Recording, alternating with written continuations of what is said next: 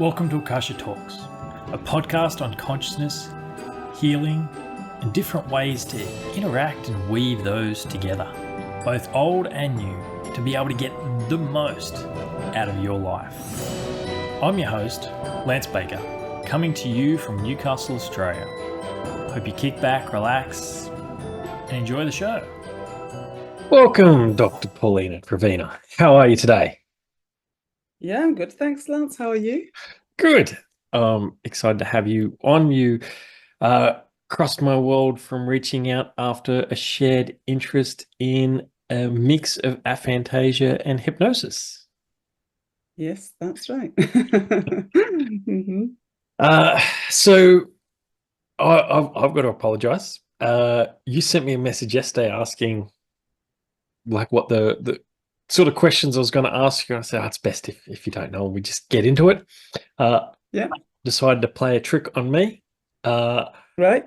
That was some universal message to tell me, find your notes, because I'd planned this episode like a month ago. Right. And I was sure the note was right here on the corner of my desk because I've looked at it with every Zoom session I've done for ages. It's not here. So I had all these wonderful questions, and they're gone. Just make them up, we're going Lance. to fly by the seat of our pants, but we both know the topic well, so I'm sure it's going to be a fun chat. So I'd love to begin with getting you to explain what aphantasia is for everybody at home. Sure. Would you like me to, shall we just run a little test so that we can explain? Yes, I was going to get to that later, but you can jump into that first. Yeah, let's just like start from that, because I think that's the best way of explaining. So, Lance, could you please just close your eyes for me for a moment? Yes. And just imagine a red apple. Like focus on that image, focus on that picture, focus on that thought as clearly as possible. And just really imagine that apple. And can you please open your eyes? And let me know what you saw. I saw black. You saw black. Yeah, which is why we're talking. So the majority of your listeners, if we ask them to close their eyes and imagine an apple, they will get some kind of image. Now, for some people, this image is really, really, really clear. It's as clear as in real life, but that's not typical. And then most people will get an image which is not as realistic as in real life, but quite clear. And or they'll get an image which is maybe not that clear, but they will have an image, you know. But for people like you and me, as you say, I see black. There's nothing there in the mind's eye.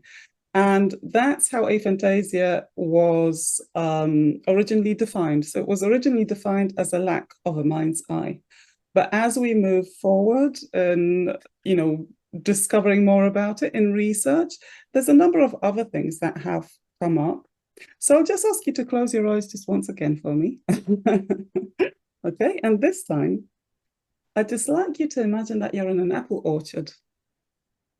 We're in an apple orchard. It's a beautiful sunny day, not too hot, light breeze.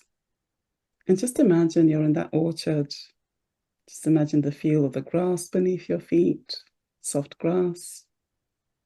Tune into any sounds that you might hear, maybe rustling leaves, maybe birds. And I'd just like you to notice what you notice in that space. And like really feel into that sun on your face, the breeze. And I'd like you to just take a walk through that orchard. Just imagine you're walking among the trees. Beautiful, beautiful apples, and you just think, fancy a bite. So I'd just like you to stop by one of those trees. Just choose a tree, choose an apple that really appeals to you, and just reach out and pick it. And take it up to your nose. And smell it.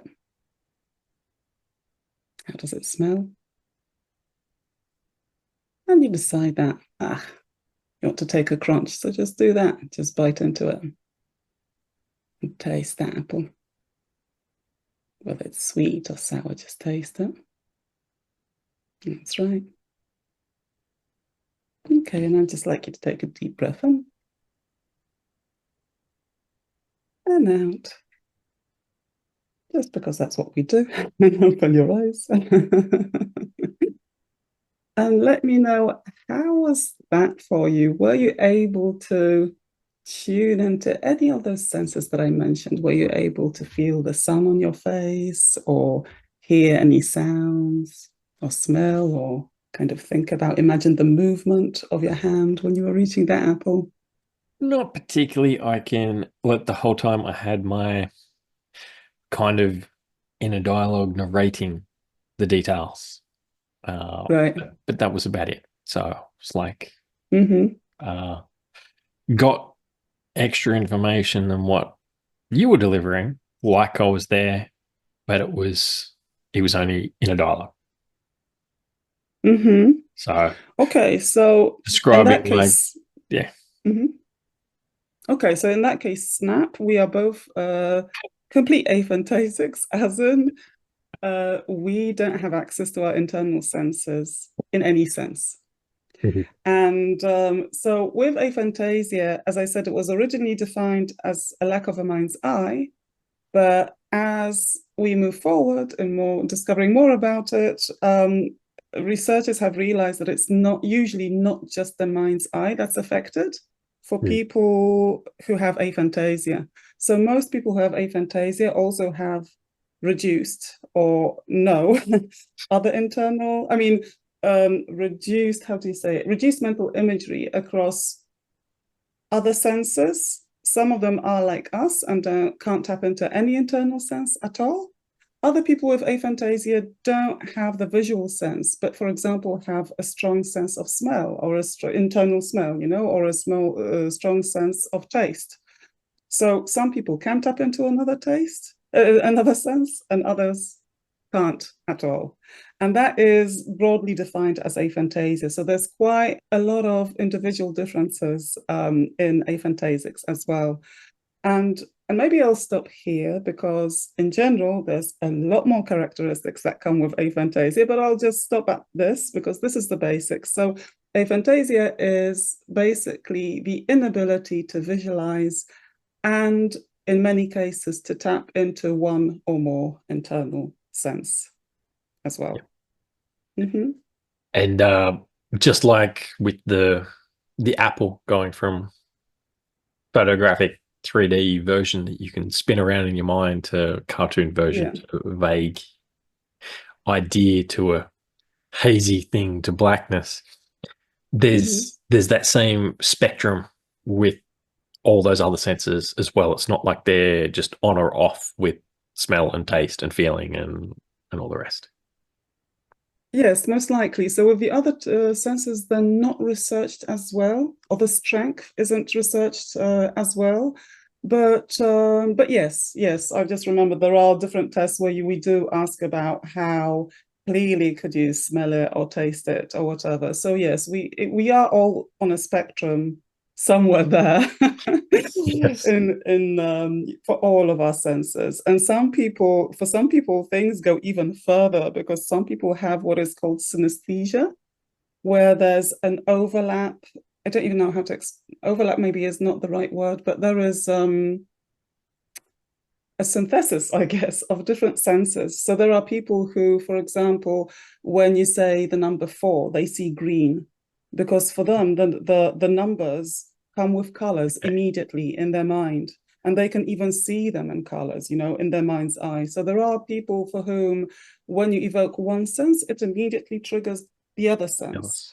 Or, Yes. they see something and they immediately hear some kind of music. So that's even going further. That's synesthesia.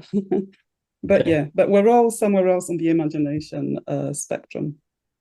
Yes. I last week I got to play with this in an interesting way. I taught self-hypnosis at a private conference down south. And so I had 4 groups of about 35 to 40 people in them at once. So Right. did my self-hypnosis class 4 times back to back, and I started all with just those experiences and got them to play with each of their different senses. And then we're doing show of hands afterwards of like who could see stuff, who could taste stuff, smell, all the rest. And then I'd go back through those questions, put your hand up again if you could see things, and now leave your hand up if it was animated. And like a bunch of them would drop it down, and they were like, what?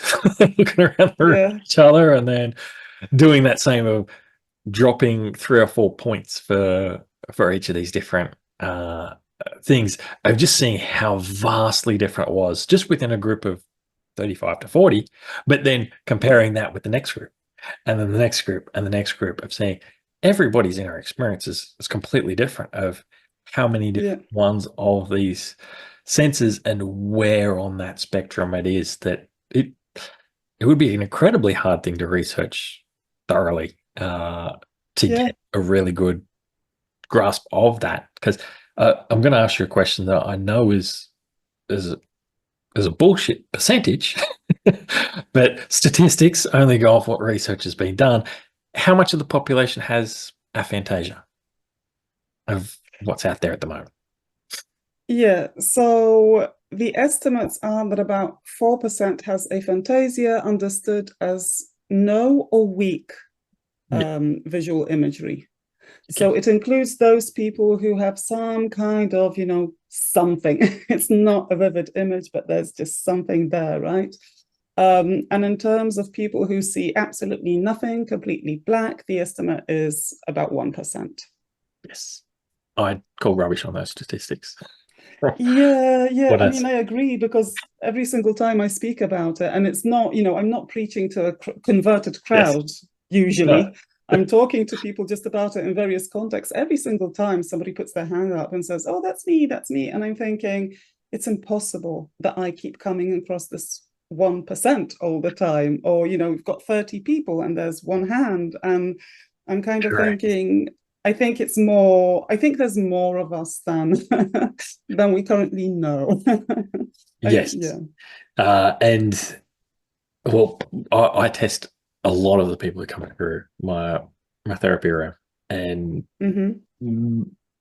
it's a fair chunk, and it could just be I'm getting those people, but it's a big chunk. But same with all the other senses.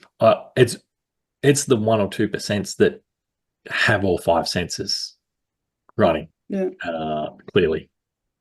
So that's an interesting thing of the inner experience. And there's I love Dr. Russell Hurlburt's work, and he researches the inner experience and has been for 40-something years. And I heard him say once, with the research he does, like, people come in with an expectation of how they think their imagination is. And after he's going through it really slowly with them and getting them to explain what's actually going on inside, their experience is very different than what they think it is. Because we're just too used to our inner experience, and we presume everybody's inner experience is the same, but everybody's is vaguely different or vastly different. No, I agree. And I love what you said about the exercise that you did with the, show of hands and then drop your hands if. And I think I might actually do the same exercise in a similar way next time I do it. Because I think, last year I was speaking at the UK Hypnosis Convention about aphantasia, and it was the first time, to the best of my knowledge, it was the first time somebody was speaking about it at a hypnosis conference. And, I basically did the same test that I did with you here, because I was thinking, I'm not going to dive straight into explaining. I want to scope the room. And there was quite a lot of people in the room. I think there were over 100 people, mainly because they were waiting for Darren Brown. He was speaking right after me. But never mind. And I kind of scoped, I scoped the room for this imagination spectrum, right?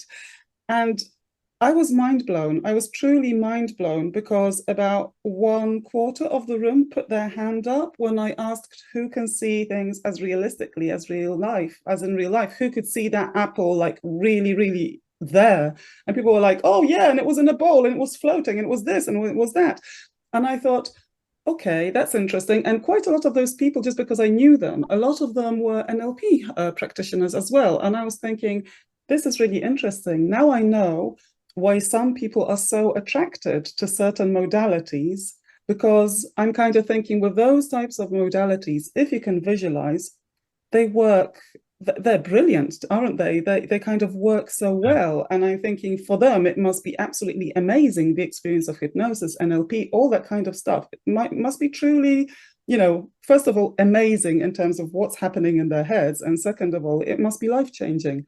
But I think because, as you say, a lot of us assume that the way we experience the world internally is the same way that other people experience it, I think that's why very often I come across such a lack of understanding among certain people in the profession, or I'll go even further and say a lack of belief that this is even a thing and I'm not making it up. Yes. And I'm really glad, and I'm kind of really glad that that there's so much more research now than a few years ago, because now I have more proof, external proof, as to the fact that what I was saying was true.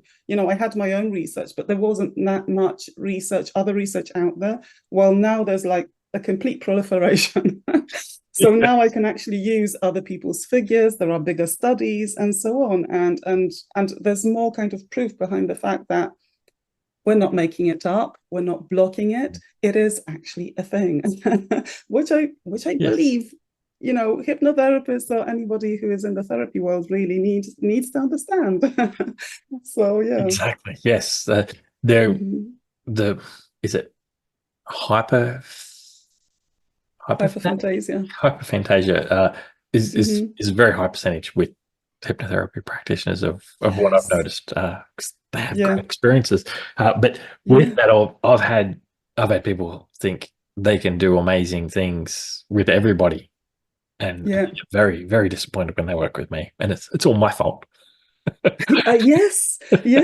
And I remember, the first time I went to the UK Hypnosis Convention, I wasn't a speaker then. I just went to see what it was about and so on, and, listen to other people. And there was this one person who was doing an NLP workshop.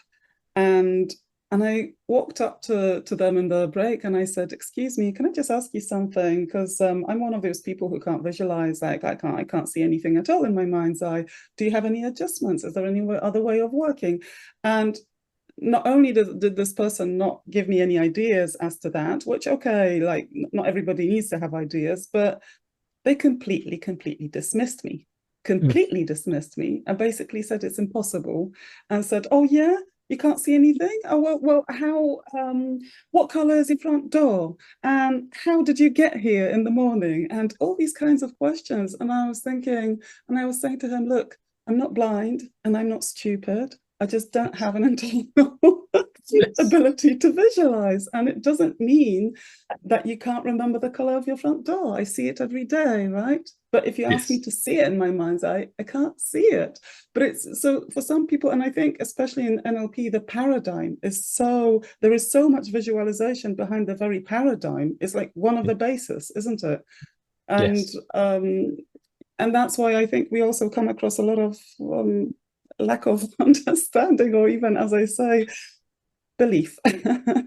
Yes. There's a fairly popular and famous hypnotherapist trainer who I won't name, even though he likes to disrespect me. I looked up one of his YouTube videos on how to work with an aphantasia person on YouTube, and I was expecting some good stuff on there, and he basically just said you gaslight them because they're lying to you, and you just tell them that they can imagine that they can see. I'm like, that's not going to work with me. But so yes, the understanding is not fantastic out there. But to be honest, I didn't even know the name until 3 years ago. So I was on someone's podcast, and they were asking me, did I know about aphantasia? I'm like, well, no, what is it? And then Doug Batchelor, he started to describe what it was, and then I was like, oh, yeah, that's me. Yeah. Not only do I know, I'm an example. An example. Yeah. And I only found out from listening to something you'd put out before that it was only 2015 that the term was labeled. So now I don't feel quite so bad. I'm only a few years behind the professionals. Personally, though, I didn't even click until mid-primary school. I remember I was on holidays from school, and I was thinking about this girl that there was some chemistry with before the holidays, and I was like, what should I do about that when I go back to school? I closed my eyes and like thought about her face, and I was like, I don't know what she looks like. I've forgotten what she looks like. Oh, well, I can't be that interested. And I'm like, wait a minute. Can I imagine anything else? No, I can't. I was like, well, I just saw Mum like an hour ago whenever she made me lunch or whatever it was. I'll imagine Mum. I can't see my own mother's face. What is wrong with me? So I remember clicking quite young, but in hindsight, like, that's still a long time to realize that your inner experience is not what everybody's communicating to you. So I found that quite jarring at that stage when I realized that I couldn't see something. But I'm really impressed that you noticed so young, because I never noticed. It was pointed out to me at the age of, how old was I? I think I must have been 46, because it was back in 2018. And I actually only realized when I was going for psychotherapy. And the psychotherapist, you know, she asked me, I was in her office and we were talking about something, and she said to me, okay, how about, she was asking about some events from my childhood. And I couldn't come up with anything, because maybe I'll just mention at this stage, because this will explain some things, that many aphantasics also have what is called severely deficient autobiographical memory, ESDAM, about 50%. Which kind of shows the links between visualization, internal visualization, and memory. There must be quite a strong link, because, as I say, many aphantasics have this problem. So it doesn't impact on our intelligence. It doesn't impact on our ability to memorize information.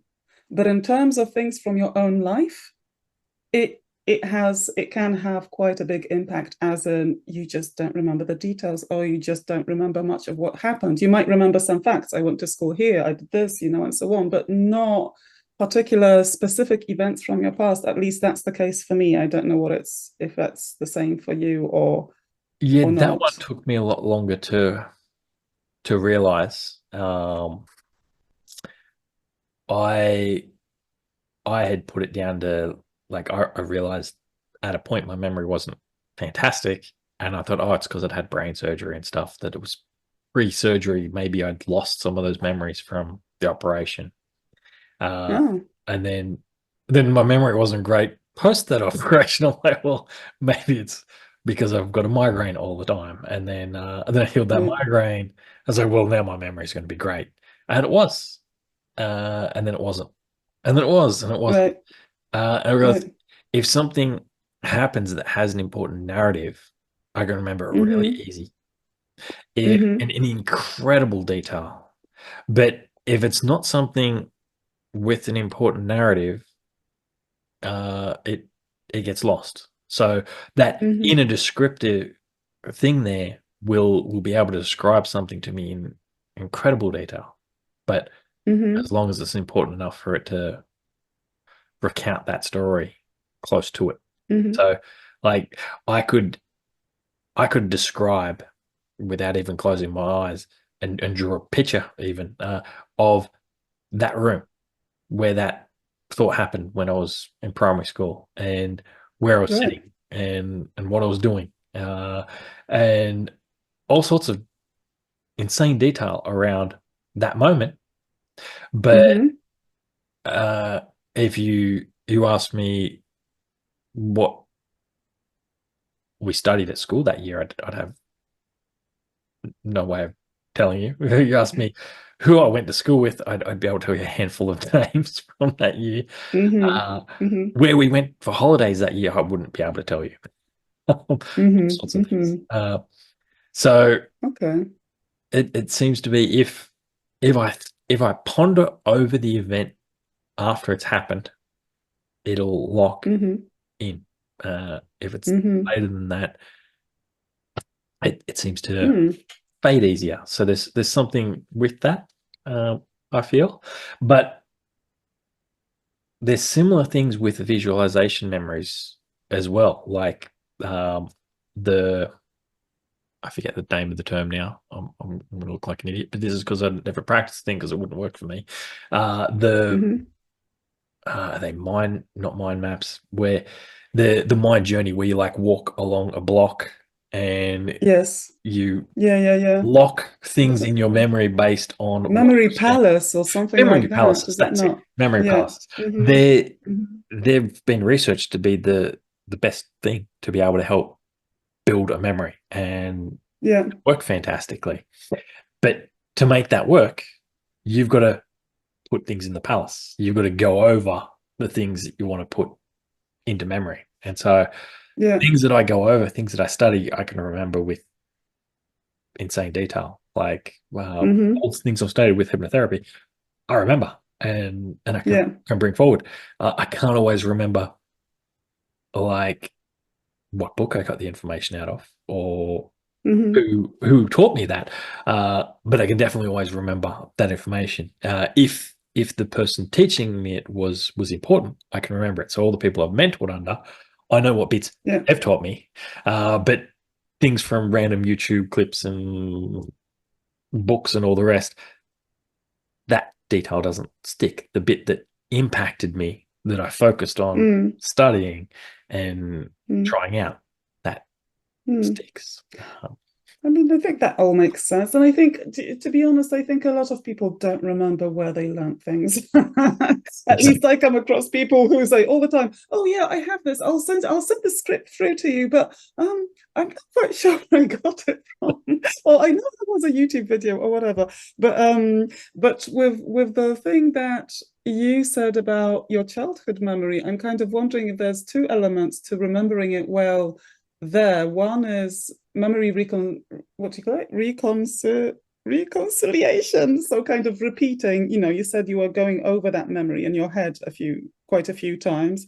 But second of all, it sounded like it was an emotionally charged memory for you. Like it was a big impactful aha moment or a bit like, what the heck? So and I think with memory, again, there are so many differences. So I'm one of these people who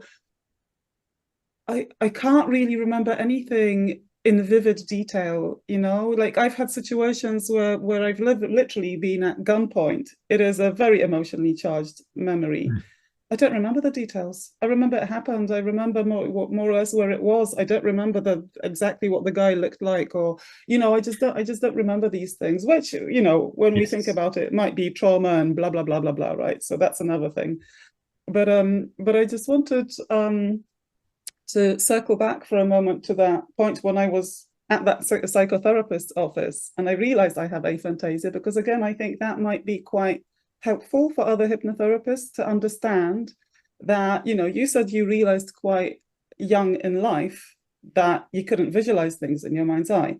I don't even have the concept that is possible. It was so natural for me to see black. It hadn't occurred to me that there might be a picture there for somebody else. I just always assumed that, picture this, picture that it's just a figure of speech and that everybody is like me and nobody actually has any real reference in their head. It's just like, we just think of stuff, right? That was my understanding. And then when I was sitting in that psychotherapist's office, she said to me, so she was saying to me, she asked me to go back to some vivid memory from my childhood. And I said to her, I don't really have any vivid memory. Like nothing is coming up for me. And she was like, okay, well, what about, can you remember the house where you lived as a child? And I thought, yeah, I can more or less remember it, and I can more or less remember the layout. And she said, okay, well, bring yourself back to that house. And where are you? I said, well, I think I'm standing in the living room, because I was thinking, yeah, okay, that was the layout. I'm in the living room. And she said to me, okay, and what can you see? And I'm like, what?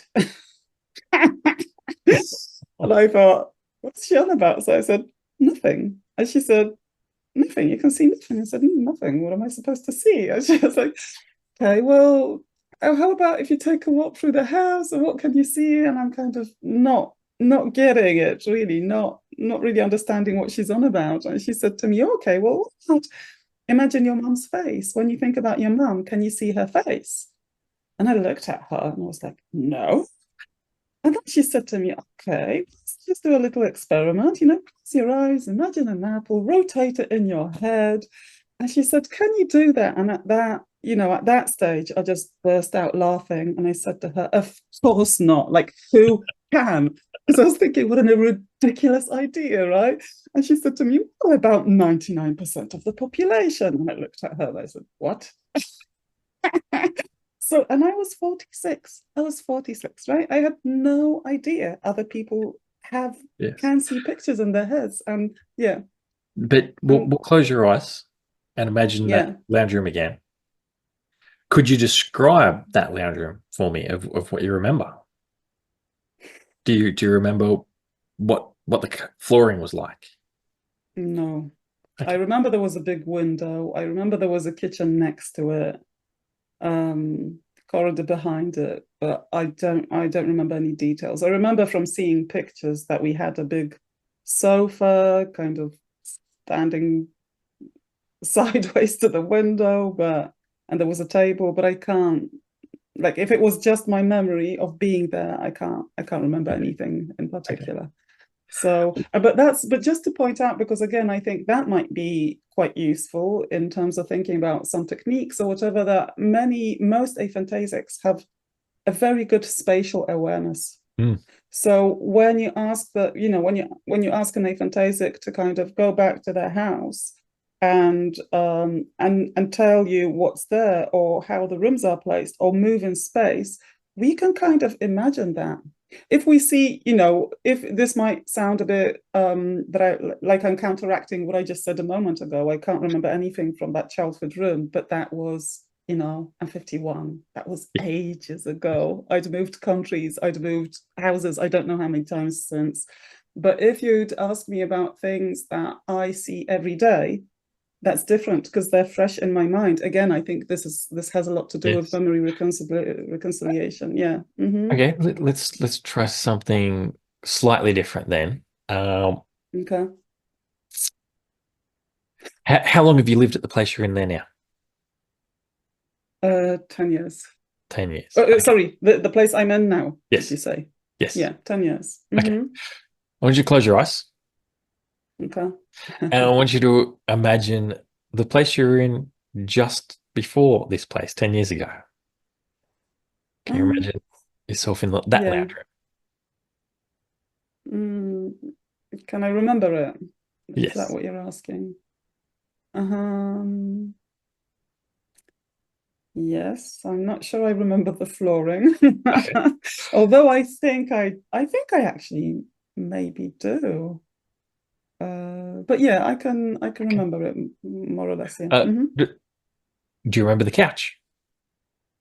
Yes. Same one. Is it the same one you've got now? No. Okay. That one was left behind. Okay. Well, what was that couch made out of? What was it made out of? Yeah, like fabric. Just material. It was an IKEA couch. They still sell it. You can imagine IKEA catalog. Okay. What room was next to that lounge room? So it was like a double lounge room or a dining room. I guess it was a dining room. Yeah. Okay. And what did the dining room lead into? The garden. Okay. It was a very nice house. I loved it. What did you have planted in the garden? Oh, I hadn't planted anything. It was a rented house, so it was all already there. But there was a tree there. There was a beautiful birch tree, and the garden was kind of uphill. So we had decking and steps, and there was this the upper kind of floor of the decking. There was a roof, and I could hang my washing out there, which in the UK is great if you have a roof to hang the washing under. And it was just some plants, like evergreen plants, planted across that garden. I think there was some lily of the valley as well, and just some, I don't remember what else, some kind of evergreen plants. That's one. You can open your eyes. Yeah. Did I pass? Well, the difference is, if I just ask you what you see, we get black. But if I ask you to describe what it was like your memory was going there, like you were doing a lot of gesturing as you were. Yes, because I'm finding myself in space. Huddy was there, and so you were feeling it out. That we've got this ability to connect with it. After we're aware, like you and I are, we've got internal workarounds. Before that, we didn't. So like when I started to try meditation, well, I thought I was a freaking idiot and I was a failure because they all talked visual. And I was like, well, I can't do this. I can't make this work. And I tried really hard and I couldn't make it work. The first time I did hypnosis, I was like, well, this is magical, so this is different.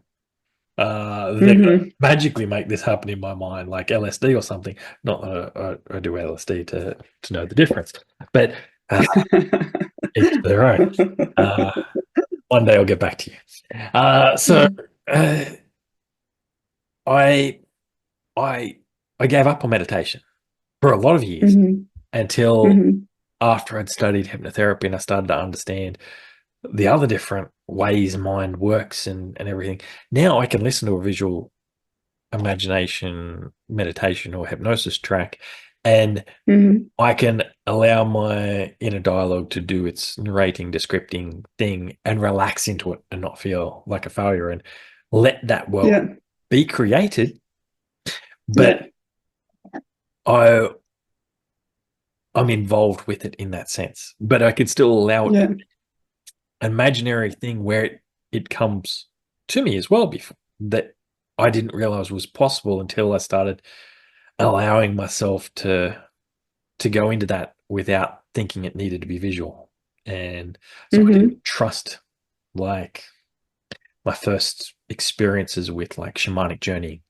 The literature was saying visual things and my experience wasn't, but my inner dialogue was giving me things that I wouldn't have planned on creating.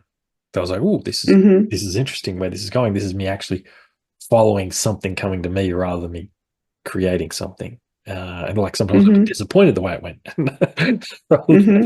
where it was. So I can come up with better ideas with that. And then I've got another voice in my head, still the same voice, but another thing talking that's like disappointed in what's there or saying, oh, that's interesting and exciting about what is coming forward. But that's my inner experience. And so I'm used to how mine works now.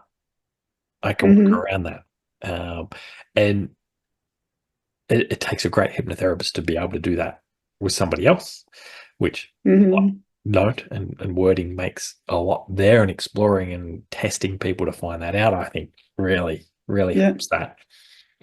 But it also makes that big difference for you, the subject, of how much of that you take on yourself. Like I didn't give you much to go off and describe, and you're able to throw a lot at me. If I sat down, I could draw a house plan for every house I've lived in. If I sat for long enough, it would take me a tiny little bit, but I'd be able to do that. But I also worked in floor coverings where I draw house plans every day. But I can walk myself through each of those houses. I think I'd be able to draw it in reasonably good scale. Fantastic scale, because I had a midlife crisis last year, and I went back to my childhood home and like just had a look from the outside. I was like, stuff it. Knocked on the door and told old mate what was going on, and would he help me out by showing me through the house? He's like, for sure. And gave me a tour of the house. It was half the size I remembered. but I was Right. Yes. much smaller. Yes. You were It looked smaller. Yeah. so much bigger. So perspective can be off in some Hmm. bits. But that was really good for me to have that experience of going back and realizing how much I remembered of all these extra details I was getting and looking at these things and going, well, this was so much different. This looked like this. And I could describe it like I could see it, Mm. but I can't see it. But somehow my mind can access an internal photograph that's not Yeah. accessible to my inner experience that Yes. I find incredibly bizarre. And Yeah. that leads me to wonder, and a lot of people ask me this because, like I said, I have a lot of clients come that are Aphantasias, and when they're an aphantic themselves, then they've got a bunch of questions for me of like, because I might be the first person that they know that's understood it, and because I work with this sort of stuff, oh, well, can it be healed? Can you like Yeah. learn to improve it? And my answer so far has always been no. But then because of that, I also think yes. And I don't know. I did have an experience 4 weeks ago that blew my mind. Yeah. I went to a dream yoga workshop, which sounds weird. Dream yoga sounds amazing. Yeah. There's like a Gnostic school here, and so he put on, it was like lucid dreaming, astral travel, all that sort of stuff. And so yoga is the term of like, it's a broad thing. It's not just the bending and stretching sort of stuff. It's meditative practices. So he was a little bit loose with his terminology there, but I found that really creative. I love the term. I'm going to steal it and use dream yoga for things. So he got us to do these mantras that we chant. And so he taught us the mantras and then turned lights out, and we all chanted these mantras together that are supposed to help open you up to have a better dreaming experience and to be able to see more or remember more or astral or and travel and just connect wherever you're at. It's supposed to help build the energy up so you can do a little bit more. And so we're chanting this chant, and I start to see some kaleidoscopic colors. Not fantastic, not amazing, but it's me seeing something. This has not happened to me in normal meditative experience like this before. That, like, I nearly yelled out in the middle of the meditation with excitement. I could see. I could see something. What is this? What is this? There's blue and there's purple. And what's going on? So I feel like there's something there, and I've done Lucia number 3, and there's some other thing like it that I forget the name of. Rowan, you'll have to forgive me if I don't remember your one's name. But there's this like light that you put in front of your face, and it blinks on your third eye. Luma something. Yes. And people see stuff. And so I did that a bunch of times, and I could see a whole array of colors in a kaleidoscope with that that would change constantly. And I thought this is a prank, this is a scam once. And there's multicolor lights on this thing. It's not just one color light. So I cheated and like took the blindfold off once and like looked from the side so I didn't blind myself. It was just a single light that would pulse, a white light. So there's things out there that I feel there's room for movement on this, but I'm not the researcher. Is there anything you know of that you've found so far that says people might be able to improve or heal this? No, not okay. So in general, I would say no, not really, with a few caveats. So I think I'd just like to unpick a few of those experiences that you mentioned. So, first of all, I have a question. Do you dream visually? I think yes, but Mm-hmm. I'm disconnected from my everyday consciousness. And so that same Mm-hmm. sort of thing of like how I can describe like a photographic sort of thing of my childhood home, Yeah. looking at the current version of going, this is different in that this was this color and concrete looked like this, and all the different things I could describe like a photo was in front of me, but I can't see it. I Yeah. question how much of the experience of dreaming is me thinking I can see it, or if I actually can see it, because I'm recalling it after. Um, while I'm But are we, in it, it yeah. feels real, and I feel like I can see it, but I can only judge that when I'm awake. So I don't know. Right. Okay.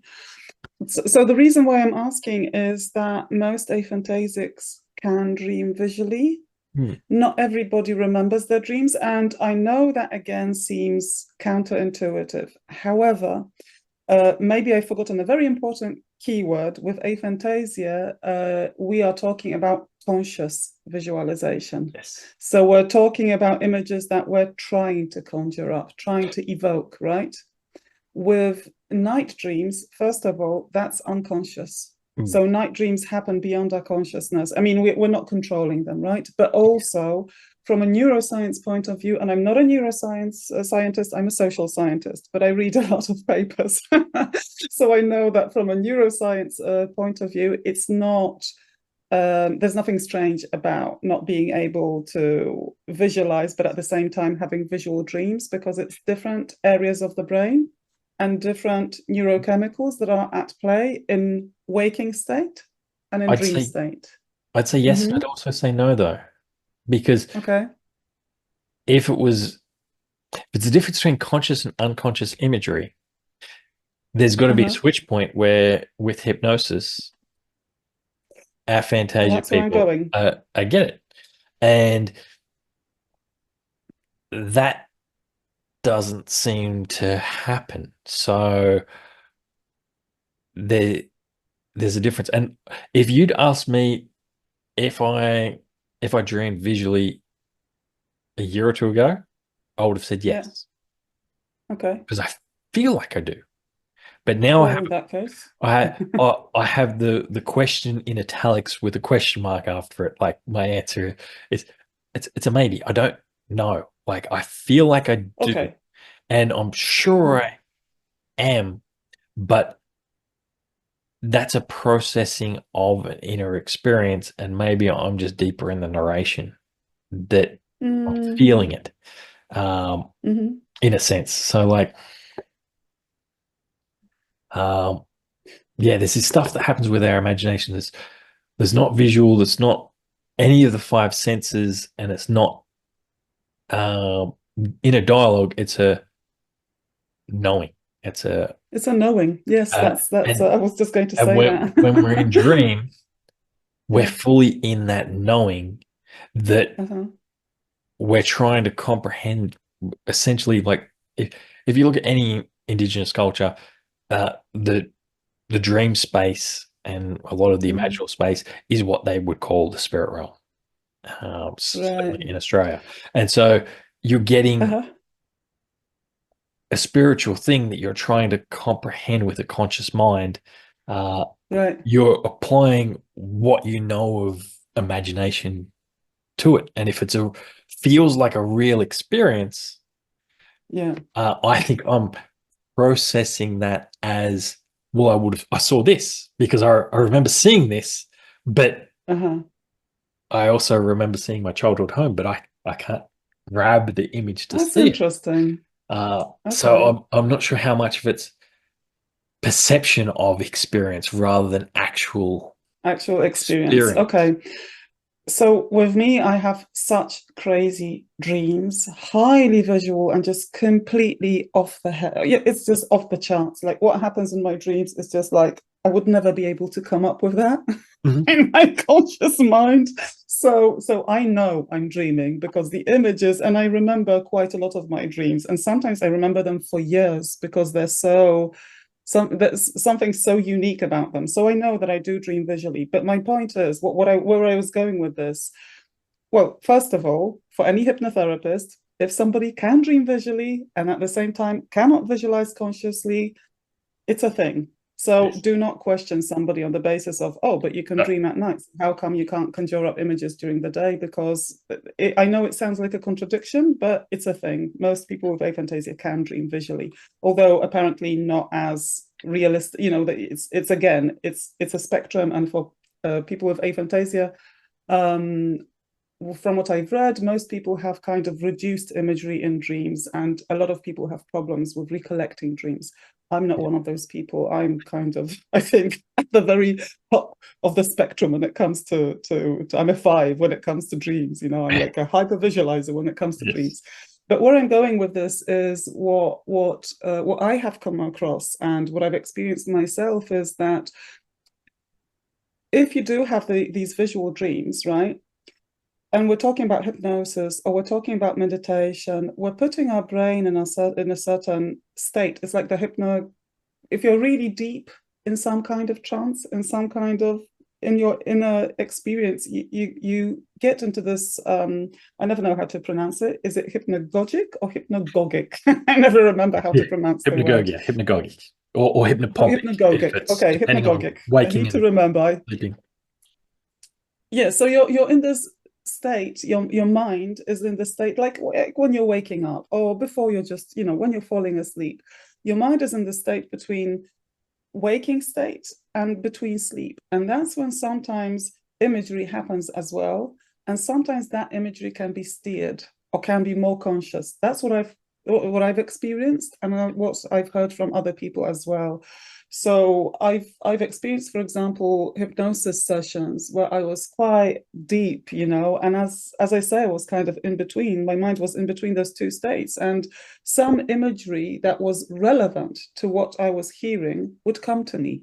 Oh, okay. It was maybe a flash, maybe just something that I don't even know why. I remember once I had this experience where a younger version of me came to me. And I knew it was a younger me. I could see the younger me. Later, I was questioning this because that was my very first experience of hypnosis. And it was a group session. It was online. I was like, what the heck just happened? And it was the whole reason that kicked off my interest in hypnosis, because I was like, what the heck? Because I know I can't visualize. What just happened there, right?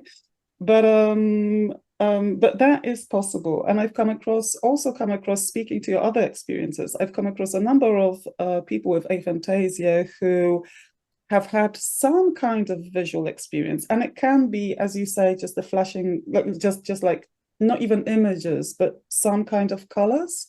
Again, when the mind is in a different state, when it's a more, I keep forgetting which waves were, if it's alpha, if it's beta, I always forget, delta, what have you. But when your mind is in this state, sometimes this imagery or this just colors do come. And then I've spoken to some people who have been experimenting with psychedelics or have been experimenting like in a, you know, safe way, let's put it that way. And they have said that after that, they sometimes got some kind of flashes of imagery or colors.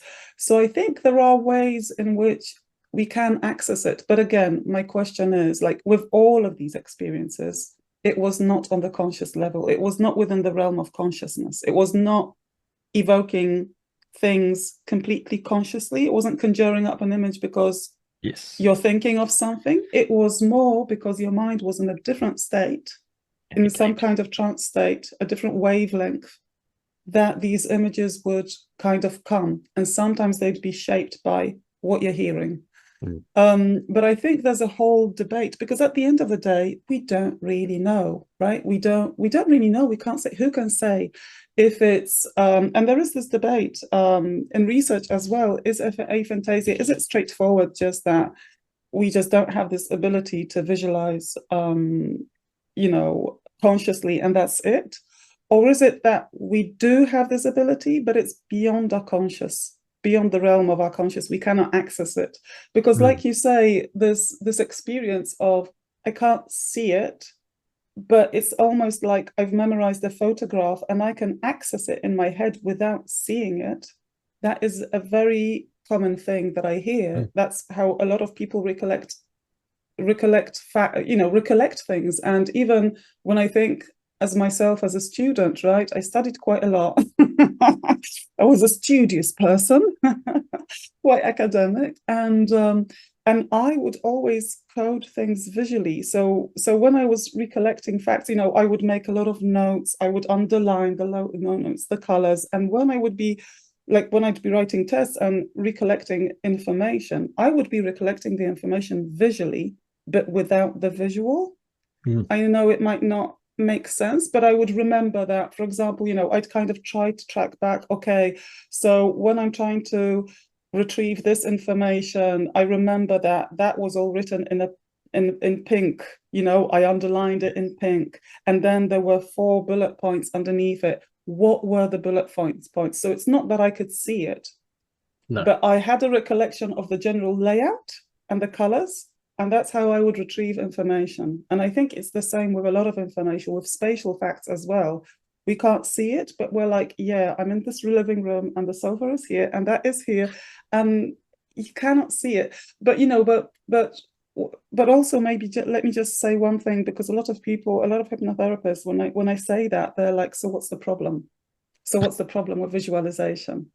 And I think what I would really like to get across is that when, as hypnotherapists, when we're using visual processes, it's not for people to like just, oh yeah, let's do visualization because it's a cool thing to do, right? We always do that with an aim in mind, and the aim that we have in mind is to connect people with their emotions, to connect people with, I don't know, the problem that they're working on. It's all about emotional connection, really, isn't it? We're trying to get people to a space where they're working with the emotion.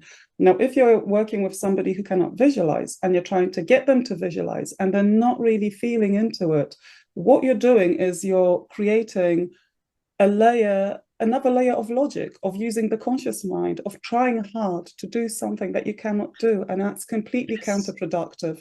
And I just wanted to explain that, because I kind of think a lot of people listening to this going, so you have no problem with recollecting this or this, and you can find your way in space. So what is the problem with guiding you down a path to the beach, And the problem is, it's not a path I usually walk. It's not something where I do have this recollection to go back to.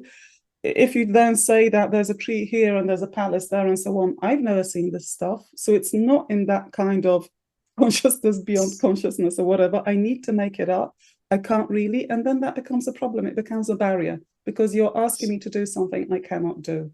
And I cannot tap into the emotion because you're asking me to do something I cannot do. So I just wanted to make that very clear. Correct.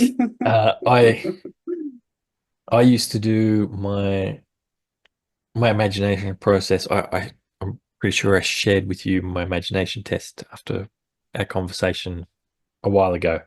I used to do it where I'd get them to imagine like it's their birthday and all their loved ones are around, like somebody bringing them a cake and them lighting the candles and blowing them out and cutting the cake and eating the cake, because I thought, well, that's an emotional thing. There's people they love. There's lots of different smells and tastes and things that I can grab to use. And it works really well with a lot of people. But there was a lot of people who just shuts it right down because they don't like their birthday, or there's unpleasant emotions tied up with that it's just, I'd get nothing. And so I have found that makes a big difference. So I go for something that's current, that's easy for their mind to grab, that is something they've got a lot of reasonably good emotions with. So I do like the end of their day, whatever their stresses and everything are, whether that's work or school or mumming, I find out that sort of stuff beforehand, and I have it after that's all said and done. You're sitting down on the couch to just like chill out and end your day. What does the couch feel like? Imagine the feel of the texture of like the fabric, and look around the room and take in what you can see, and bring stuff in of what their most likely everyday afternoon is, when they're feeling that relaxed moment, that they can usually then give me a lot better detail. That gives me a better understanding of the real potential of their mind rather than scraping for stuff. And I've only just adapted to that recently from hitting that wall for ages, going, what's a good thing I can use on the birthdays? Trying a few different things. And that seems to be the best for me, for feeling out people's things. And like, one of my mentors taught me to do it just really quick, and that works amazing for him, just to check what people have got. But I find going pretty slow with it and taking 3-4 minutes through a journey of something like that to try and sit there for longer gives me a better chance, and I can have 3 or 4 hits on something visual, 3 or 4 hits on something textural, smells, taste, everything, to be able to go, okay, well, I got this, but I didn't get this, and I didn't get this, or I got all 3 of these things. That it gives me a better idea of their spectrum before I start diving into it. That helps give me, I want to say, a better picture of their inner experience, but I have a picture, a better understanding of that inner experience, so that I can know how their mind works and actually interact with it that little bit better. I know your goal is to help the hypnotherapist understand this sort of stuff. It's mine as well.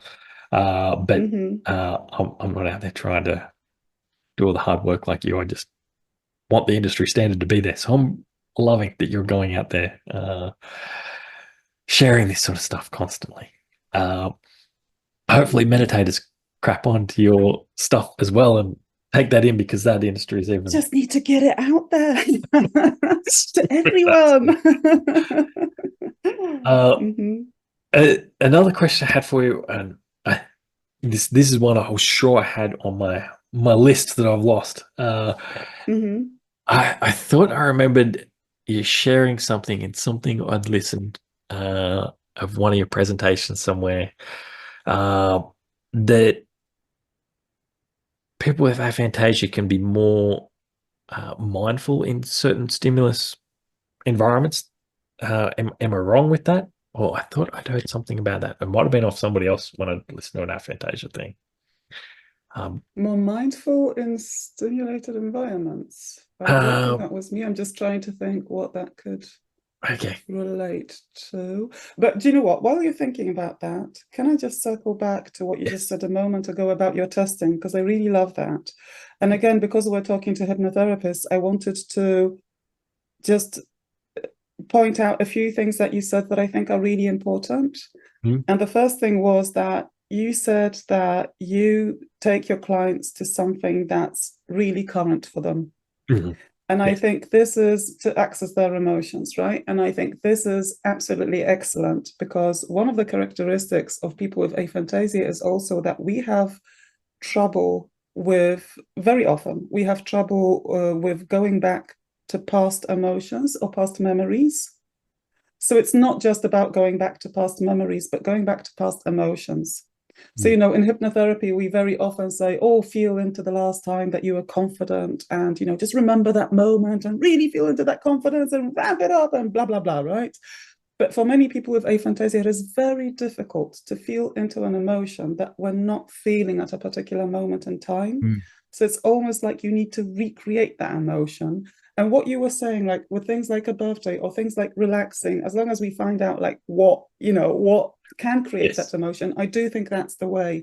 And as you said, you said a very important word, current, something that's, because that's what I often say to people as well. Try as much as possible to tune into the here and now and build from there, because it's almost like we need to create these things. And it's the same. So I said that people with aphantasia often have a problem with going back to the past, to a past emotion or past moment. So regression techniques can be tricky, right?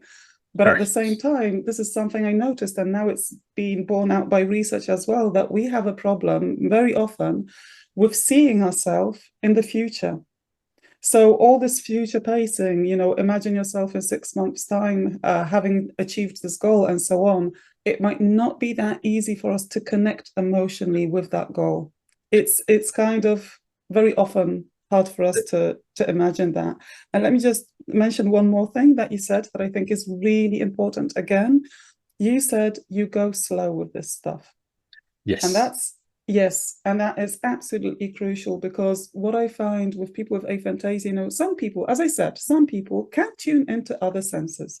Some people will not mind that it's a guided visualization, as long as you kind of, in your pre-talk, address the fact that they don't have to see, they can just feel into it and so on. Some people can't do that. Some people will be able to do that and will be happy to go along with the process. But because we don't have the visual, and often we don't have the other senses, you need to go slow, because we're processing things in a different way. We don't have this immediate picture or sense or what have you. We're kind of building, as you said earlier, you build a narrative. You talk to yourself. There's this other voice. You're building a narrative of what you're experiencing or what is there. And that takes more time. And there is research on this as well, that we, and as I said, in terms of intelligence, people with aphantasia, there's no difference. Sometimes it appears that maybe we even have a bit of a higher average intelligence, maybe because we need to memorize so much stuff. I'll side with the other one. Yeah, of course. But wrong, in terms of processing tasks, visual tasks, we do them just as well, but we need a bit more time. So slow down. If you're talking to somebody with aphantasia, if you're taking them through whatever type of guided process, slow down, give them the time. So that's just what I wanted to pick up on from what you said, because I think, again, it's important for hypnosis practice. It's also important with you questioning that afterwards. So like the pre-talk is helpful, and I go through that of saying you're going to fail on some of this. It's a spectrum. I'm trying to find out the fidelity of each of these bits. That's all it is. But like, one bit of it, I get them to imagine somebody that they love and care for, whether they're alive or not. Preferably, I like somebody fresh. But sometimes, if like their grandma was the most important person to them and she died 10 years ago, they can still access her better. If I've heard something about that in introductory talk, I'll usually go for something more emotional like that. But I get them to imagine that person saying some things to them. And a lot of people say, yeah, I heard them saying these things. And so I'm like, okay, tick for the auditory. But then I'm like, like in my test last week, I did this one. And so a huge amount of the room went up that they could hear this person they loved talking to them. And I was like, now keep your hand up if that was actually in their voice, like with their accent and all their stuff, and a lot of them dropped. And then I said, and now keep your hands up if everybody drop your hands out, and now only put your hand up if it was just your inner voice telling you the sort of things that they'd say and saying the words of what you'd be hearing from. And that's where most of them were actually at. But when I'd first just said, who heard your grandma or whatever do the thing, all these hands went up. And so that's our job as the therapist, to find that difference out of that if you're going to be playing with that and using that. On your future thing, there was a thing I learned on a neuroscience thing I looked into years ago. I downloaded some like Harvard lectures or something, and this really stuck with me. It's not just people with aphantasia that have this issue of seeing their future self as something. There's been studies on it with functional MRI machines where they get people to imagine. And so imagine my hand here is our brain, and we've got like left hemisphere, right hemisphere. Forget the hemispheres, but this is our brain. And you're imagining me as a little boy. This part of your mind might fire off. You imagine yourself as a little girl. This part of your mind fires off. You imagine me right now. This part of your mind fires off. You imagine you right now. This part of your mind fires off. You imagine me into the future, 6 months from now or whatever. This part of your mind fires off. when you imagine you in the future, what part of your mind do you think fires off? The pinky or the index? Everybody presumes the index. Right. Pinky. Future you Uh-huh. is someone else. And that's to humans, according to the research. Oh, okay. That's humans. Okay. But Right. that's where I feel that links with that future pacing stuff, like I'm sure you've heard of the research of the 3-pointer contests and stuff, of the people who like shot 3-pointers and the ones that did the visualization processes of actually getting 3-pointers, and then they had shoot-offs of... Oh, you mean the basketball studies? Yes, the basketball. Yeah, okay. Yeah. And the Mhm. Imaginators are the ones that won in the end, because they'd had 100% success for their half hour or whatever it was they were doing the imagination thing, where the people who got to practice were getting 50-50, whatever. Mhm. When it come to the test, the Imaginators did a lot better. I feel what was happening there was they were creating this imaginary them to be them. And so Mhm. I feel So they were everybody's got an rehearsing. ability to do that. That imaginary experience, though, like if one of those Mhm. players had aphantasia, he's going to Mhm. fail terribly on that unless Mm. there's somebody guiding him through it, helping him realize with his imagination or hers that they probably have the same successes. So I do Mhm. feel a lot of the data is skewed on those sort of things because of Mhm. that everybody sees future self as somebody different until you've spent enough time in an ingrained Imagining. proper Yeah. imaginary experience for what works for your inner experience. Mhm. That's an interesting one, Lance. I've never thought of that, I'd kind of assumed that for other people, because every time I work with visualizers, they don't seem to have a problem with that. But then when I think about it, I've never I've never, asked them after the session. I've never gone into the nitty-gritty details of what was that like and could you really feel it and what. But I would always say, practice that, practice that, practice that. Imagine that when you're falling asleep, imagine that. So I do think, again, it's all about this emotional connection, isn't it? To the feeling into different states. But Lance, can I ask you about something before I forget and just Yes. circle back to something again? Yes, that's good. Because I've just realized you asked me about the cure and I started answering the question and maybe I never finished. But I just wanted to so I just have one question, if I may, if it's not too personal, before I move into the cure. You mentioned that you had brain surgery. Yes. Was that later in life? Was it when you were a yes. kid? Yeah, it was in my mid-20s. So that was later in life. That was after you'd already realized that Already knew you had that aphantasia. Yes. Okay. Now, the reason I'm asking about this, you asked me about a cure. So maybe I should also say that for most people, for the majority of people, aphantasia is seen as a congenital condition. So it's seen as an inborn condition. Yep. So we're just born that way. It's seen as a neurodivergence, the same as, ADHD or autism. And I know there are people out there who don't believe in those conditions.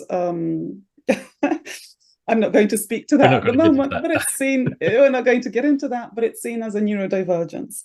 And however, and when it's congenital, we think there is no cure at this point in time. However, there are some scientists that are saying, well, basically, you can see on MRIs, you can see on brain scans, it's a lack of connectivity, it's a lack of certain neural pathways between certain parts of the brain. And that's why, you can see in the visualizers that these neural pathways are being activated. And because I'm not a neuroscientist, I keep forgetting what those parts are. I would need to find my graph.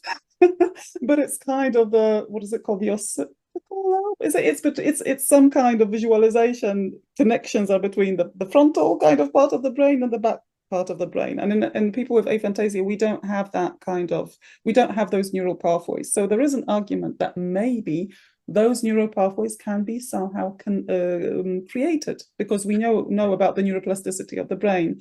And there is one scientist, Professor Joel Pearson from Australia, that is, at some point he said maybe you can even do it in through surgery. But there's, of course, a number of issues with even trying that. Definitely because not A, it might go horribly wrong. B, there's and it's a big ethical issue, and you can't do that nowadays. And then there's been this debate in the aphantasia community, like, if you could regain the ability to visualize, would you want it? A lot of people I come across are like, I really want to, I really want to.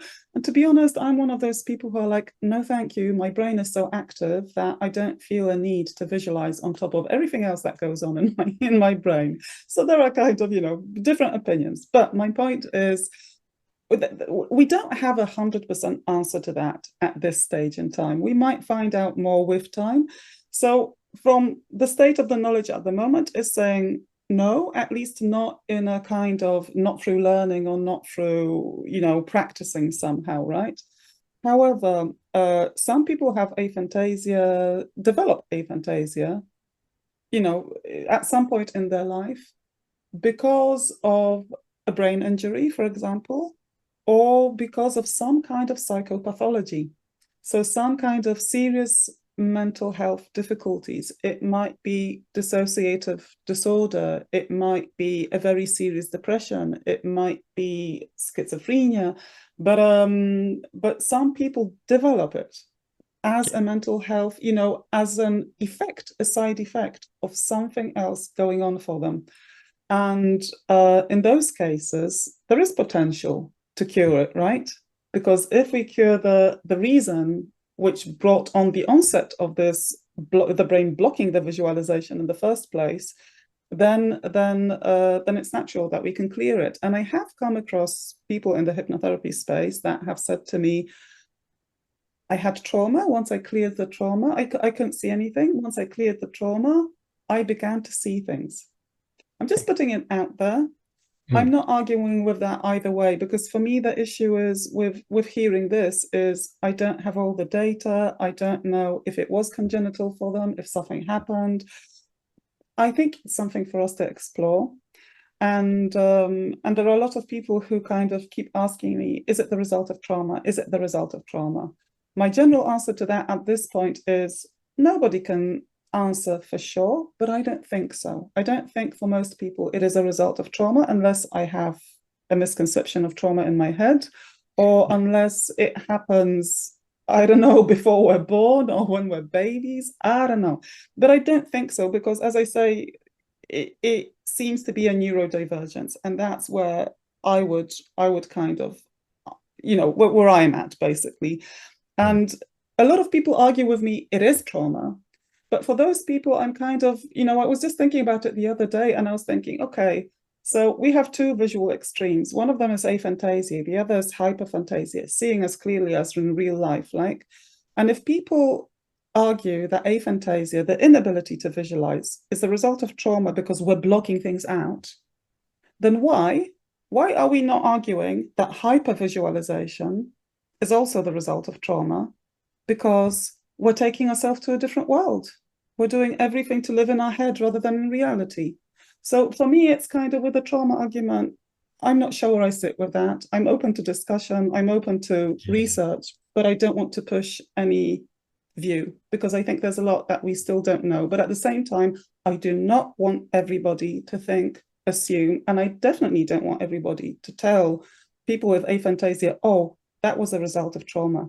Because if you're doing that, you are traumatizing this person, and I just wanted to point that out to people as well, because I've recently had this mini discussion, and somebody was saying to me, and I just threw into this discussion. It was, online, like there were some things where I was thinking, oh, might this be ADHD? And this person said to me, not the person, it was about a client, and the hypnotherapist said to me, oh, why are you, don't throw out these diagnoses, because then you're upsetting people. And I was thinking, okay, but you are assuming that it's all trauma. And I have come, a number of people with ADHD that have come to me and have said, I've been told it's trauma, and I don't know when it happened, or my child's just been diagnosed, and I people are saying it's trauma, and I don't know what have I done? What has happened to my child? So I just want to say, none of us knows for 100%. And I think none of us should very strongly push any point of view thinking about ethics and thinking about the well-being of our clients. And I just wanted to say that as well. Yes, I've seen many people get on soapboxes on Aphantasia forums saying it's all trauma-based. And I disagree as well. I help a lot of people with trauma, and most of them don't have aphantasia as well. Yeah. Like this, yeah, exactly. like a lot of people with PTSD, they can't shake the images. That's the main thing of how I got introduced to the term PTSD, is somebody who can't shake an image from their mind. So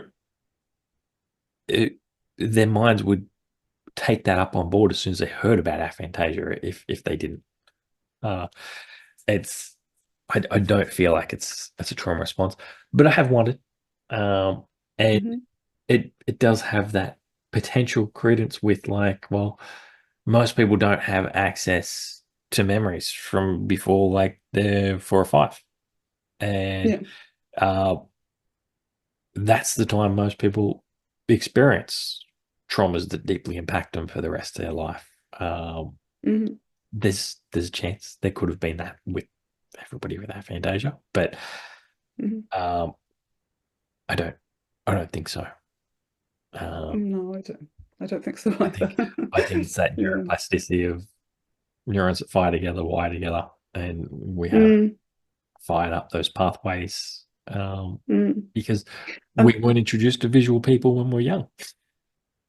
Well, it's not something that you test, is it? You just, And just to add, just to finish off the trauma topic, just to add that, oh, wait, I've lost the thought. What was I going to say? Oh gosh, I've lost it. It'll come back. On trauma, it does help.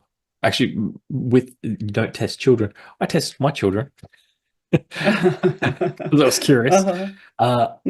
But the main reason why I tested my children was I was testing my eldest son's autistic, and Dr. Russell Herbert, who I mentioned before, he said that from all of his research so far, and he doesn't say this with all autistic people, he's been very clear saying it's not all, it's just everyone he's tested has no inner dialogue. Really? And their visual stuff is always really, really strong, and that's their primary way of thinking. And so if I've got, I see a lot of kids as well within my practice. So if I've got a mum bringing a kid that they think might be on the spectrum, I test that within them and go, well, here's something extra that you can think about, but it's not a concrete thing for diagnosis, but it's an extra little tool you can have to either lean one way or the other of having some understanding there. So I did that with my kids, and I was like, wow, my eldest son, he thought he had an inner dialogue, and then when I pushed him on it, he didn't. He's like, oh, well, only on special occasions, it's about special things. Oh, what was the last one? Or maybe 3 years ago. What was about? I can't remember. But Lance, I'll just pick up on that, because when you said that many of your clients are neurodiverse, that you have many neurodiverse clients coming to you, I was going to pick up on that and actually ask you if many of those neurodiverse clients have aphantasia, if it's mainly the neurodiverse clients that have aphantasia, because see, I think that's what I was thinking about in terms of the trauma kind of theory of that trauma has caused this and so on. One thing that we see from research is that that imagery extremes, both aphantasia and hyperphantasia, are very often inherited. They run in families. So there is a genetic link. We can prove there's a genetic link. And also another thing is we have research pointing to there's a higher propensity to have autistic traits among people with aphantasia. So they didn't directly say there are more people with autism within that aphantasia spectrum, but that's the research that is coming out now is pointing to that. Autism, ADHD, people who are neurodiverse with autism or ADHD are more likely to be on either of the extreme imagery spectrum. So, and that's something that I've been kind of putting out to people as well, that if people are coming to you with aphantasia or are really hyperphantasic, and you're hearing that maybe they have a number of different difficulties that are maybe not within the kind of, I don't know how to even put it, the norm, if we even have a norm. But, there are specific symptoms, right, of autism, of ADHD. And I kind of try to make people sensitive to that if somebody is coming to you for help with motivation, or they're really disorganized, and at the same time they have aphantasia or they have hyperphantasia, it might be worth looking into neurodivergence. And and I know we need to kind of tread carefully, because some people might, there's this whole discussion about labels, right? Some people see them as helpful, some people see them as very unhelpful and determining your whole life. I kind of, as a person who, I have an autistic son as well. I myself realized that I have ADHD a few years after I realized I had aphantasia. And for me, it was such a huge relief to finally understand why I've always had challenges in certain areas, or why I can't keep the house clean. And having learned all that, and now understanding the symptoms well, or the things that come with ADHD well, but both the strengths and the weaknesses, I'm in a much better position to work with my weaknesses and to accept myself for who I am, rather than try to be this person that I cannot be. Yes. And label help should have workarounds, like aphantasia. You can avoid visualizing. You don't visualize, well, work with a different strength. On my inner dialogue rather than visual. I can still get the same result going down a different pathway. One last thing before we wrap things up. The link with trauma, separate to cause, like you'd mentioned, trauma of gun to your head, aphantasia can be a blessing in that regard, that your link to these overwhelming experiences can be less overwhelming, from what I've experienced for some, but it depends on the stories you're telling yourself about it. But it can be like, I find people with aphantasia can usually, the feelings around that can be adapted a little bit easier, from my experience. But the downside to that is, if it's like a complex trauma of something repeating, the cognitive dissonance is extremely high, and that not feeling that connection to the trauma, and like you said, not being able to associate an emotion that you felt last week, focusing on the emotion you feel now, that cognitive distance, if they're involved in that situation, if it's like an abusive workplace or an abusive family, abusive relationship, stuff like that, when it's good, they can justify it and completely put aside all of this trauma and stuff that was really uncool in that moment. I find that is a big challenge, from what I've experienced in my life and with other people with aphantasia I've worked with. That separation of the two can be a huge challenge, of not being able to live in that connection of, this is dangerous, stay away from it, because at the moment it feels nice. Because it's almost like, sometimes I feel like people with aphantasia are often naturally already disassociated from an event. Yes. Because we're not kind of, but let me just pick up on that, because I've just been reading some really, really recent research on aphantasia and PTSD. Yes. And basically what they found was that, in terms of visual flashbacks, people with aphantasia hardly ever have visual flashbacks. And I'm interested by the 10% who do, because I'm kind of thinking, how does that work? Maybe it is in this hypnagogic state, or I need to kind of look into that, right? But when, as opposed to visualizers for whom it's mainly visual flashbacks, however, they also explored something that they called emotional intrusions, and there's no difference. So people with aphantasia are just as prone to emotional intrusions post some traumatic event as visualizers. Now, I want to dig into what their understanding of these emotional intrusions are exactly, because it wasn't really explained in the paper. Maybe it's a term in psychology and I just don't know it and I need to look into it. But I understand that it's something, that impacts behaviors maybe more, or just feelings than actually having the flashbacks, either auditory, because people with aphantasia have less flashbacks, full stop, across all senses, whether it's auditory, whether it's smell, whatever. We have less flashbacks. And I remember I was once having this discussion with a bunch of aphantasics about trauma and experiencing traumatic events. And what I found really interesting there, and I'm wondering, that's something to explore again, whether there is a gender bias there, whether we need to consider other neurodivergencies. And I'm thinking especially about autism, where it's often very difficult to tune into your emotions or your body, or something that happened in the past, but it's affecting you. And whether there's something about what kind of trauma are we talking about? Because and to what extent the emotion was, I don't even know how to put it, really strong or personal, or to what extent it kind of touched you. Because I was speaking to, as I say, a group of people, and some of them were saying, I experienced, like, I was beaten up or by strangers, or I was in a car accident, I almost died.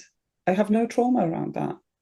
It's just like, it happened, I know it happened. And when I thought about it, it was the same for me with the guy that was pointing a gun to my head for a number of hours. Like, literally my life was on the line. And for me, it's a completely neutral, I don't even have the exact memory, but for me, it's like, yeah, I know it happened. It's almost like it was a film. It's almost like I was an actor in a film, because I have no emotional connection to that. But at the same time, I lived in grief after my mum's death for over 20 years. I couldn't cope with the grief.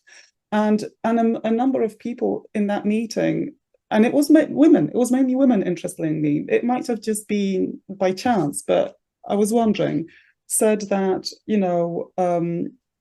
I don't know, so, I watched somebody die, or there was this really difficult family situation, and I'm still suffering. And I might not have this visual intrusions or whatever, but I'm still suffering. It's often very much internalized in the emotions, in the body, or affecting your behavior without all the intrusions. So I honestly think, like, trauma and and aphantasia is really something interesting to explore in so many different ways. And I do think the connection with other neurodivergencies, with ADHD, with ASD, might play a key role here as well in exploring that. So yeah, it'll be interesting to see where the research goes, how it crosses over time. Now, I'm curious, when we'd met before, you'd said there was only one hypnotic experience really you'd had that had worked well for you, because the lady had emotionally connected well with you on that. And this might be setting myself up to look really bad. I did something different with you where you got some hypnotic phenomena and everything, and I asked your mind to do some certain things and help you out with some stuff. Did you get much success with that? How did that go for you? To be honest, I'm not sure. I think there's a part of me that is quite obstinate and keeping me stuck, Lance, in all honesty. Yes. And it was still very active. And I've not been doing all the stuff that I wanted to be doing. Funnily enough, the other day, somebody just started, I was in a call with someone, and who's also a hypnotherapist. And this person started talking directly to my inner voice without any hypnosis, They were just like, so what is that voice saying? And I was thinking, I can't hear any voice, but I was listening to my thoughts and I was thinking, oh yeah, they're saying like, I can't do this, or they're saying this and that. And this person literally started a conversation with my internal voice. And that was a really interesting experience because I stopped listening to the main dialogue in my head. And I was just like, it was almost like downloading messages. What is this internal voice saying? So that was just literally a couple of days ago. So I'm going to see, and I'm kind of feeling like, because I've been trying to get out of my head for a long time with certain things, with all the aphantasia stuff, I just keep stopping myself from really taking it out into the world. And I really want to, right? But there's something that keeps stopping me. So I'm really interested in whether maybe now it got the message. Yes. Did you play with the see. self-hypnosis stuff to help investigate that more?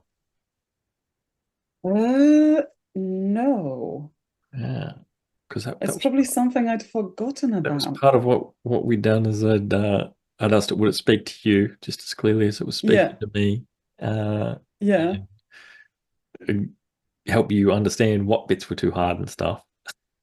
So you weren't doing that. That's probably part of the reason why it come forward so easy. Oh God, see, that's my problem. I forget things instantly unless I really write them down. I put them somewhere where I can see them, where they're screaming at me. I think that's the ADHD part.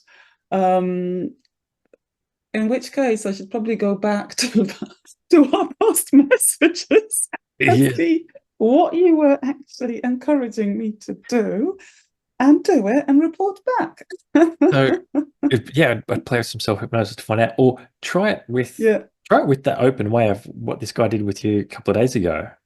It's called an idiocognitive response. What was happening there, which is where that deeper part of your mind comes forward and you start hearing thoughts and ideas. And it sometimes can be really easy like that. Sometimes it can be difficult to get there. But the crossover from that can be amazing. Like the best hypnotic experience I've had was in a waking state, where it's the same sort of thing as what was happening there. New idiomotor response, basic two-way communication. I was in front of a classroom, so I was in a really spot where I would have a wall up normally because it was my class and I was put on the spot to be a subject. And this lady was talking to the 4-year-old of me about an experience which we didn't realize straight away till we got there, and she was asking for these idiocognitives and getting a thought to come to my mind, and then I had to relay it to her to tell her what was going on. But there was only like 4 or 5 of those interactions where I was relaying this information from this 4-year-old me till he just took over my voice. And now, like what you'd experience of hearing Paulina now and then hearing this other part of Paulina talking in a dialogue, it went from me having that to this other part talking out of my mouth, and then my inner dialogue is then just judging what's coming out of mouth and hearing for the first time what this thing was as an outer voice rather than inner voice. So sometimes it can be quite powerful to really amp that up and get that part of your mind out. And some people can do that with self-hypnosis really well. So if it's that close to the threshold talking to you, it probably feels quite trapped in the corner now and knows that it either needs to get a story out or it needs to get out of the way to work. So helping that part of your mind feel understood and supported will probably help. So think of it like one of my friends, just yesterday had a possum in a house, and years ago I had a possum in my house, and I remember it, and it was vicious because it was trapped in a corner and it wanted to scare me off, and it worked. It scared me till I googled and found out like they're not really vicious. than Right. placid animal unless they're trapped. Yeah. And so I just let it be, and it calmed down, and I gave it clear exits out, and then it left. It took a while for my friend. It took next to no time. It just left quite easily and seemed to understand her when she just opened the door and said, "Go." It went. Help this buddy of mine feel comfortable and listen to see what she has to say of how she doesn't feel like that. And you probably should be able to shift that a little bit easier. And I'll happily help you out a little bit later on, another day. Okay. Cool. And I'll happily make a note of what I was supposed to be doing. I really, really want to thank you for coming on to talk today. With time differences, this has not been easy for us to align. So I appreciate it, because we get more people to understand aphantasia, especially people who work with other people's experiences or their own inner experience. Now, if they've got questions, because sometimes my audience get really excited about questions when they're passionate about something, how can they reach out to you? Or can they reach out to you? Yes, absolutely. I think the easiest way really is to join my Facebook group, Aphantasia and Hypnosis Research Lab on Facebook, where you can ask questions, and that would be the best way just for questions, because then we can all learn from them. But also people are, welcome to look up my website, www.paulinatrevena.com, where I'll be building it up with more stuff, because at the moment it's just basic information. But you can book, you can also book like a 20-minute consultation with me if you have any burning questions, or you can email me at paulina@paulinatrevena.com. So yeah. Fantastic. And connect with me on Facebook. I'm under my name, or on LinkedIn. I'm under Dr. Paulina Trevena.